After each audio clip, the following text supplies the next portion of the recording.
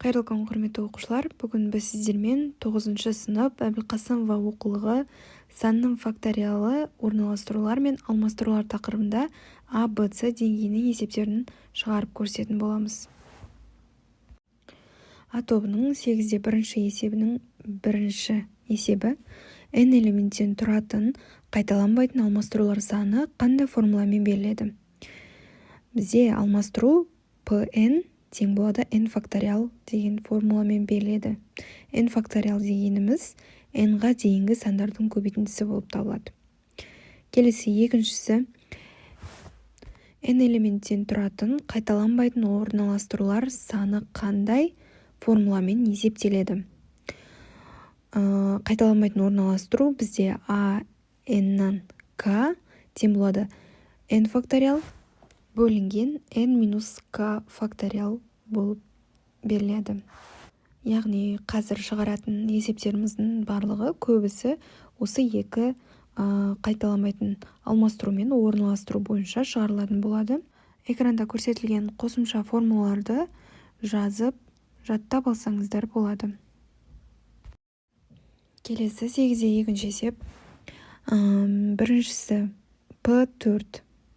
P4, яғни ол 4 факториал. 4 факториал ол бізде 1-ден 4-ке дейінгі сандардың көбейтіндісі, яғни 1 көбейтілген 2, көбейтілген 3, көбейтілген 4, ол бізде 24-ке тең екен.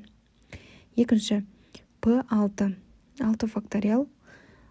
6 факториал демек 1-ден 6-ға дейінгі сандардың көбейтіндісі, ол бізде 720-ға тең екен. Үшінші есепте P7 бөлінген P5. Яғни 7 факториал бөлінген 5 факториал. 7 факториалдың ішінде 5 факториалға дейінгі сандардың көбейтіндісі бар. Демек, оны 5 факториал көбейтілген 6 көбейтілген 7 деп жазыламыз. 5 факториал мен 5 факториал өзара қысқарады. Нәтижесінде 6 көбейтілген 7 тең болады 42. Төртінші есепте P6 бөлінген P8. 6 факториал бөлінген 8 факториал. 8 факториалды 6 факториал көбейтілген 7, 8 деп жазаламыз. 6 факториалдар қысқарады. Нәтижесінде 7 көбейтілген 8-ден 1. Ол тең болады 56-дан 1. Бесінші есепте P8 бөлінген P7 қосылған P5 бөлінген P6. Тең болады P8 дегеніміз 8 факториал, P7 7 факториал, қосылған 5 факториал, бөлінген 6 факториал. Тең болады 8 факториалды 7 факториал көбейтілген 8 факториалды бөлінектейміз. Бөлімде 7 факториал, 7 факториал мен 7 факториал қысқарады. Нәтижесінде бірінші бөлшектен 8 шығады. Екінші бөлшекті өрнектейтін болсақ, 5 факториалды яғни 6 факториалды 5 факториал көбейтілген 6 деп жазыламыз. 5 факториалдар қысқарады. Нәтижесінде 6-дан 1. 8 қосылған 6-дан 1, 8 бүтін 6-дан 1 деген араластан шығады екен. 6-шы есепте P9 бөлінген P7, азайтылған P7 бөлінген P5.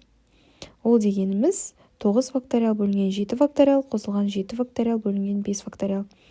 Тең болады 9 факториалды көріп тұрғандарыңыздай 7 факториал көбейтілген 8, 9 деп жаза аламыз.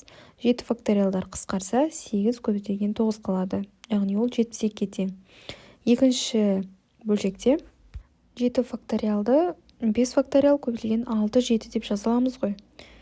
Демек, 5 факториал мен 5 факториал қысқарады. 6 көбейтілген 7, 42, 72-ден 42-ні азайтамыз, 30-ға тең екен. Келесі есеп. Біріншісі 3334 саны өзгеретіндей етіп, цифрларды алмастыру санын табыңдар. Яғни 3334 саны өзгеретіндей етіп, неше рет алмастыру жасай аламыз деген сұрақ. Яғни біз 4-ті бірінші орынға қоямыз, екінші орынға қоямыз, үшінші орынға қоямыз. Демек, 3 алмастыру жасай аламыз. Келесі екінші есеп. 3334 саны осы жолы өзгеретіндей етіп, цифрларды алмастыру санын табыңдар. Яғни 3 санын әрбір үштікке қоюымыз керек. Сонда бізде 4 алмастыру жасай алады екенбіз. Үшінші есепте комбинаторика сөзі өзгермейтіндей етіп әріптерді алмастыру санын табыңдар. Комбинаторика сөзінде әріптерін талдайық, иә. К әрпінен бізде екеу, одан екеу, М әрпі біреу, Б әрпі біреу, И әрпі екеу, Н әрпі біреу, Т әрпі біреу, О әрпі жаңа екеу дедік, екі әріптерді жазып отырамыз. Р әрпі біреу, И әрпі екеу дедік, К әрпі екеу дедік, А әрпі екеу, иә. Сонда бізде К, О, И, А әріптері, яғни 4 әріп. Әрқайсысы 2-ден, яғни біз 4 рет алмастыру жасаймыз. Сонда бізде комбинаторика сөзі өзгермеді екен. Келесі 8-де 4-ші есеп. Бір цифр 2 рет қайталанбайтындай 6, 7, 8, 9 цифрларының құрастырылатын 4 таңбалы сандар қанша? Бұл есепті ұяшықтар тәсілмен шығаруға болады, бірақ бүгінгі тақырыбымыз алмастыру орналастыру болғандықтан бұл есепті алмастырумен шығарсақ, P4 факториал болады.